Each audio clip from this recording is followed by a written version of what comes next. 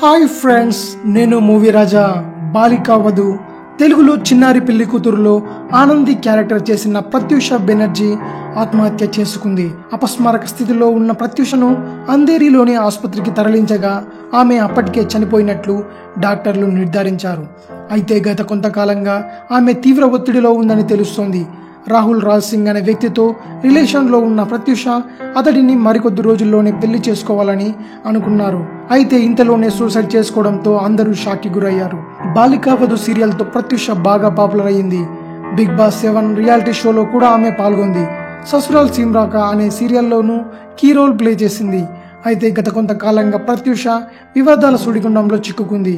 పోలీసులమని చెప్పి తనతో 8 మంది మగాళ్ళు తప్పుగా ప్రవర్తించారని ఆమె పోలీసులకు ఫిర్యాదు కూడా చేసింది. ఇక ఆమె బర్త్డే నాటి బిల్ను తన ప్రియుడు కట్టకపోవడంతో దాని మీద కూడా విమర్శలు వెల్లువెత్తాయి. ప్రియుడితో వచ్చిన విభేదాల కారణంగానే ఆమె ఆత్మహత్య చేసుకుందని బయట అంటున్నారు. మరిన్ని న్యూస్ కోసం రీమిక్స్ కింగ్ ఛానల్ని సబ్స్క్రైబ్ చేయండి. Thanks for watching. బాయ్.